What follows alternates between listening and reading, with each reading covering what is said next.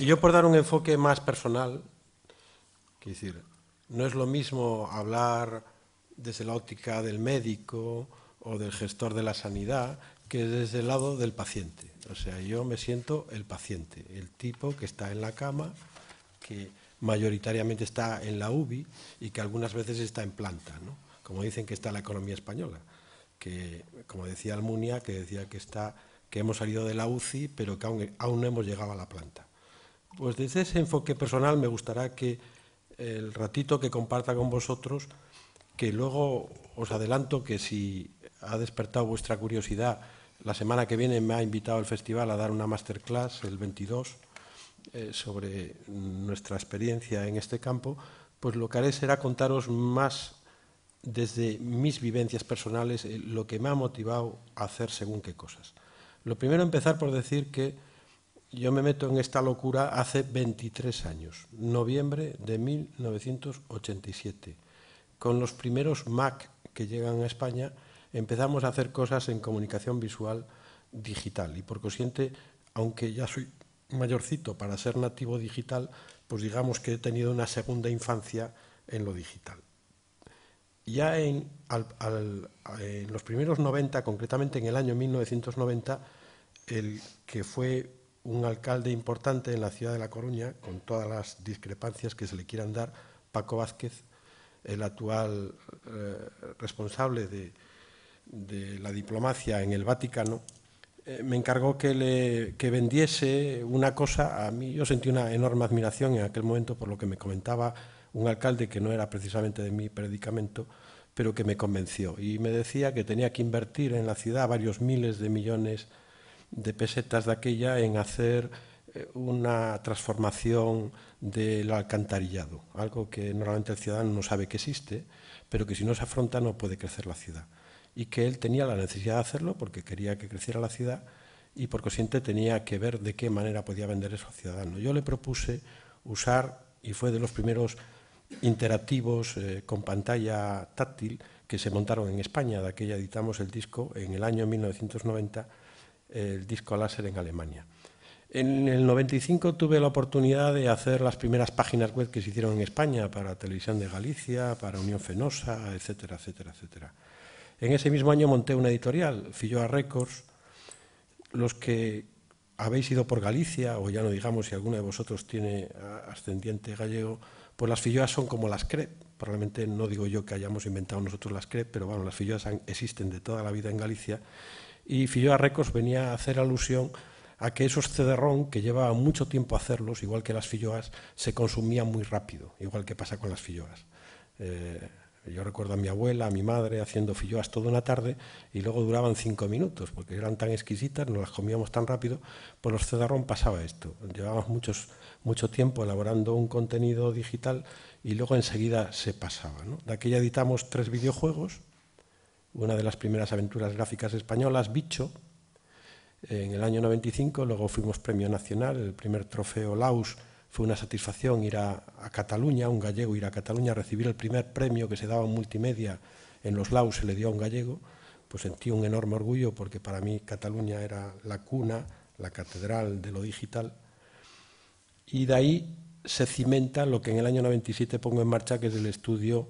Digra Films, y hacer esa primera película para nosotros, El Bosque Animado. Que por otro lado decir que nos pusieron podre en todos lados y ahora es un clásico y es una película, parece que imprescindible del cine, ni tanto ni tampoco. En todo caso, decir, como luego le tocará alguna hondonada a mi compañero de la Disney, decir que gracias a la Disney estrenamos muy bien, con 100 y pico pantallas, no llegamos a 200 pantallas, 500.000 de espectadores, y fue un antes y un después de la animación española.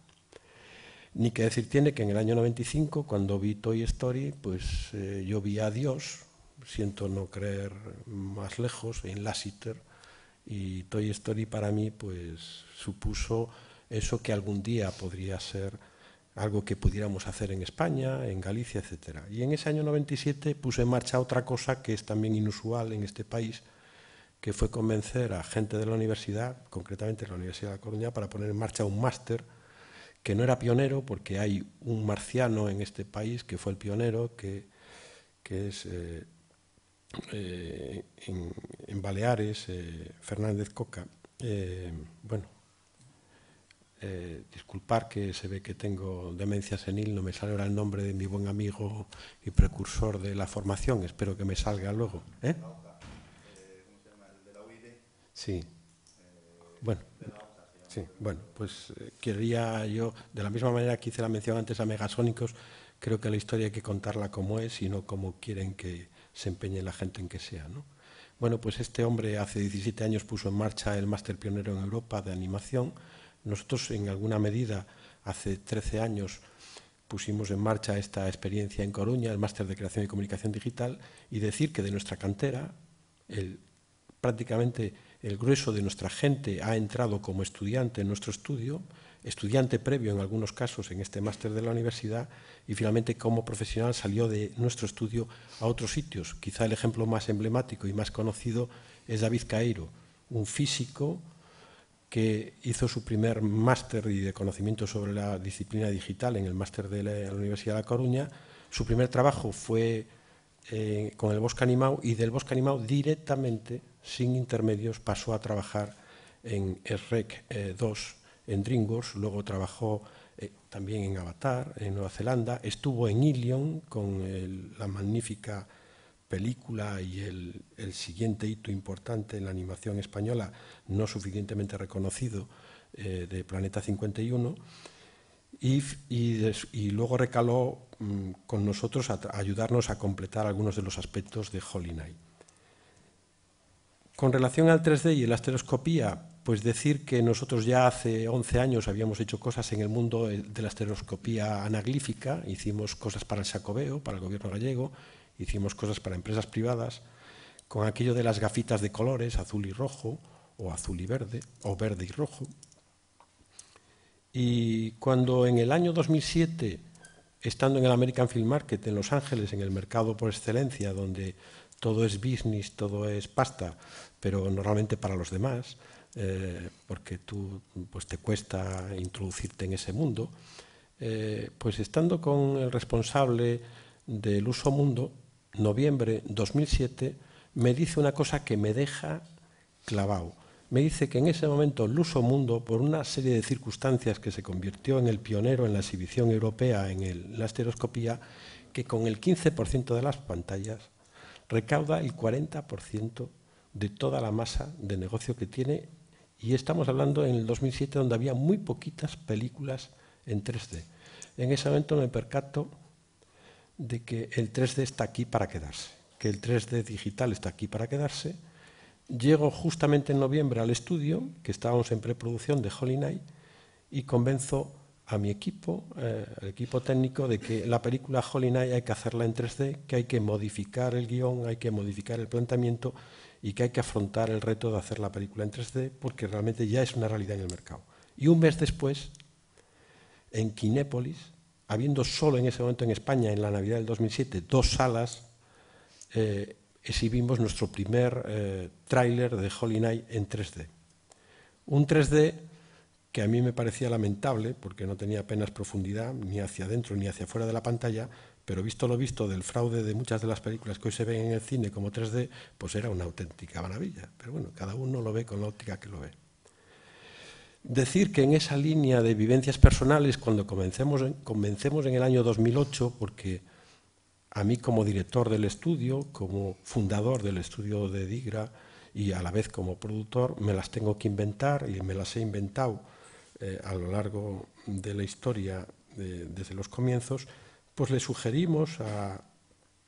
al que luego se ha convertido en un buen amigo, al director general de Macán, que podía ser interesante que le ofreciera a alguno de sus clientes la posibilidad de utilizar los personajes de nuestra historia navideña. Finalmente entra Telefónica y eso da como resultado lo que seguramente muchos podréis ver si venís a la masterclass de la semana que viene, que pondremos el spot,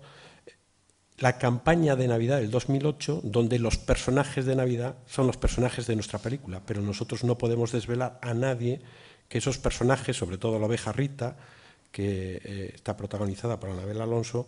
pues endulza esa Navidad, que es esa oveja chivata que le va a contar a los Reyes Magos lo que hace Santa Claus y le va a contar a Santa Claus lo que hacen los Reyes Magos, que es justamente la historia, el trasfondo de nuestra película. De aquella se hace un spot, el primer spot que se hace en España en estereoscopía, que se exhibe en las salas, 36 salas Navidad, 36 salas digital 3D, Navidad 2008. Aspiramos en el 2009 a poder acabar nuestra película, pues ni que decir tiene que, igual que se desmonta el mundo, se nos desmonta también las perspectivas financieras, entramos en una situación de crisis como tantas otras compañías y, bueno, pues salimos felizmente de ese trance, conseguimos la financiación que nos faltaba, pero ya es una evidencia que Avatar va a ocupar todas las salas. Y finalmente, Navidad 2010, con la película prácticamente acabada, nos encontramos con una realidad. Si queremos estrenar, y podemos estrenar, y tenemos propuestas para estrenar, no tocaríamos pantallas digital 3D, porque las pantallas digital 3D están ocupadas. Están ocupadas por Harry Potter, a continuación por Narnia, a continuación por Tron, etcétera, etcétera, etcétera. Dicho esto, aquí hay muchos puntos de los que hablar. Cuando antes mencionaba Ignacio una cosa que yo suscribiría hasta que lo viví en mi propia carne, mi gran trauma en el 2001, cuando El Bosque Animado, una película concebida, realizada en digital, cuando vivimos el paso al 35 milímetros, el kinescopiado, por consiguiente la fidelidad de ese paso digital al cine no la había por ningún lado, y los bosques verdes gallegos pues eran bosques otoñales y depende de la copia, pues iban de marrón a no se sabe qué. De aquella decíamos que parecía que los laboratorios revelaban con el agua de fregar, porque realmente la sensación que tenías era tremenda. Si eso le añades que en los cines los proyectores estaban como estaban, pues os tengo que decir que en esto del digital, de la fidelidad, que es cierto también, entre comillas, cuando el proyector está en las debidas condiciones. Porque también hemos hecho pruebas en salas digitales donde, por la razón que fuera, la lámpara estaba agotada, había que cambiarla, pero no había dinerito o no había ganas de cambiarla y aquello se veía lamentable. Así que la fidelidad, como todo, depende de muchas cosas. Y decir también que, por ejemplo, mi gran sorpresa fue que Technicolor, que ha hecho un invento que en principio choca, que es un poco chocante, que es esto de pasar el 35 milímetros a estereoscopía,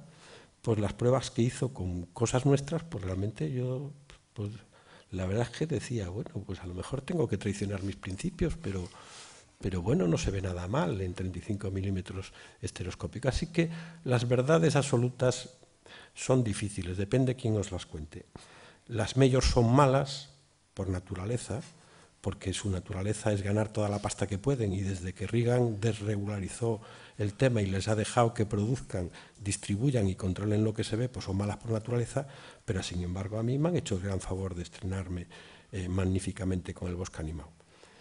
Pero eso no elude que yo, no teniendo nada en contra de las majors, sean americanas, japonesas o francesas o lo que sean, que el mercado no puede estar en manos de unos pocos y que el mercado no puede estar controlado por un grupo reducido de intereses, y por consiguiente la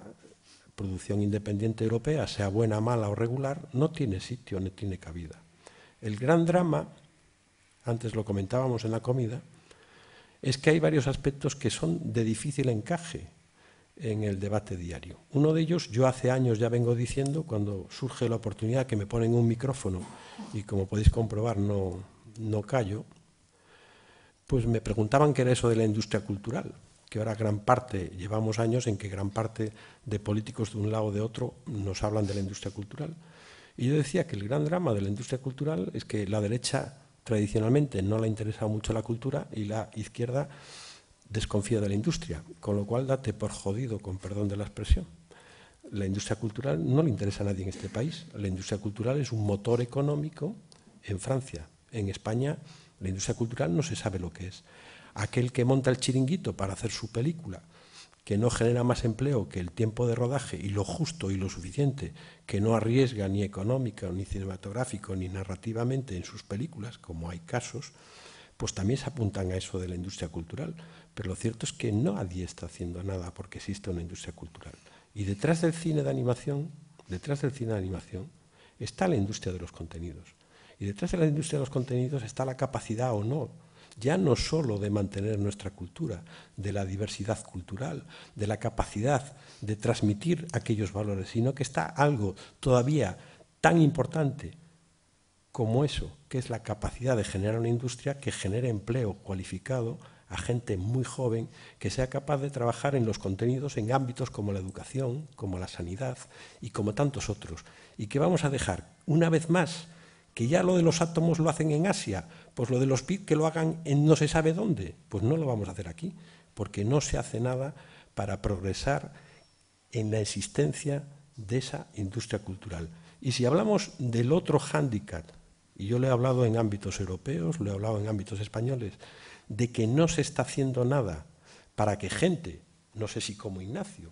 o como otros muchos que hay en Europa, que se fomente, que se impulse la existencia de distribuidores de ámbito paneuropeo, si los europeos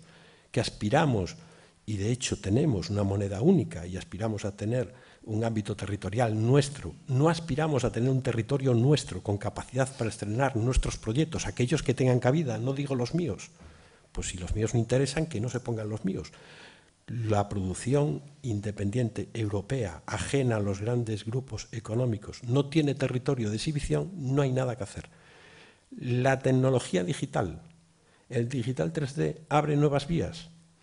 Yo recuerdo, y en esa línea de mis recuerdos personales, en el año 95, en una ponencia en la Menéndez Pelayo, yo hacía un ejercicio de qué pasaría 10 años después con la evolución del mundo digital. Ni que decir tiene que me equivoqué en todo. No porque en lo digital no se pudiera llegar tan lejos, sino porque no interesaba. Y una de las cosas que yo resaltaba, que no era el único, evidentemente yo no inventé nada, y hay mucha gente mucho más interesante que yo que lo ha hecho antes, pero yo resaltaba que me parecía una oportunidad para los que no somos nada, para los que no éramos nada de aquella, una oportunidad de Internet, de convertirnos todos en emisores. Digamos que la sociedad antes de lo digital éramos todos receptores. Alguien nos contaba un rollo, el que quisiera, y nos lo teníamos que tragar. Y la capacidad para convertirnos en alguien que sea capaz de transmitir o de contar algo requería una cantidad ingente de dinero. Y eso hoy sabemos que evidentemente Internet nos abre esa puerta de poder transmitir nuestra creatividad o nuestra capacidad de hacer cosas a los demás, pero tiene un grave inconveniente, que hay tal cantidad de oferta que es poco más que imposible localizar aquello que pueda tener interés. Así que las nuevas tecnologías lo que han hecho ha sido confirmar que si en el 35 milímetros los dueños de lo que se pone en las salas son quien son, en 3D todavía hay una figura por encima de todo eso, que es el integrador, que antes mencionaba Ignacio, que es el dueño del proyector, y mi querido amigo, tú discute lo que quieras. El tipo que tiene la llave dice, ch, ch, aquí no se pone nada más que lo que yo digo. Así que realmente, si el negocio de la recuperación, la capacidad de recuperar de aquella inversión que se ha hecho para hacer una película se ha reducido desde que ha desaparecido el vídeo, desde que el mapa de las televisiones hace poco más que imposible que te paguen algo por tu película, y si finalmente no eres capaz de estrenar, lo único que va a quedar en el panorama de la producción independiente es aquí te pillo y aquí te mato. Voy a hacer una película con lo justito que me dan, sin que yo arriesgue nada y que aún encima gane dinerito, y finalmente lo que se va a hacer es algo que nadie va a tener interés por ver. Y ese es el debate que probablemente no le interesa a nadie, porque evidentemente la dinámica del dinero y la dinámica de lo que se hace pues va por otro camino. Pero a mí lo que me produce tristeza es que el 40% de la gente joven de este país no tiene dónde trabajar. Y si nuestros hijos son la generación mejor preparada de todos los tiempos y no tienen dónde trabajar, pues no sé qué, con perdón iba a decir, y lo digo, qué coño de país estamos creando. Así que en ese terreno os diré que desde mi experiencia creo que todo es posible. De hecho, aquí estoy, aún sigo vivo, haciendo películas, y evidentemente creo que hay esperanza, pero tenemos muchas cosas que cambiar y tenemos muchas cosas que modificar. Así que el 3D es una maravilla, al 3D me he apuntado de corazón desde el principio. Evidentemente no eludo que hay muchas películas, especialmente el mundo de Hollywood, ha hinchado muchas películas rodadas en 2D y las ha pasado descaradamente al 3D, por lo menos Alicia en el País de las Maravillas ha cuidado Tim Burton y sus productores han cuidado el producto y han hecho un producto en 3D digno, pero gran parte de otras producciones que se han rodado en 2D pues han limitado a desdoblar la imagen y nos han hecho una estafa y mucha de la gente se siente estafada porque paga un 50% más en la taquilla por algo que no se corresponde. Así que sí al 3D, no creo que el 3D vaya a añadir ninguna cualidad a una película. Si es mala va a seguir siendo mala o incluso va a ser peor, y si es buena puede que le ayude. En nuestro caso, deciros que no, eso no es garantía de nada. Hemos concebido y hemos modificado la historia, hemos trabajado desde el story y desde el layout en 3D, y cuando hemos hecho los pases en Berlín, en Los Ángeles, en Cannes, de avances de nuestra película, muchos de esos grandes grupos se sorprendían porque las cosas salían de la pantalla. No solo se veían en profundidad de la pantalla hacia adentro, sino que salían de la pantalla, porque habíamos utilizado, luego con acierto o no, narrativamente las posibilidades del 3D. Y eso es lo que nos seduce, lo cual para mí no, ni quita, ni pone, ni quiere decir que el cine tenga que hacerse en 3D o en 2D o en 4D. O como un colega gallego en el foro del Cartoon Movie decía el 6D hablando del porno, pero vamos a dejarlo ahí, ¿vale? O sea que cada uno que lo vea como quiera.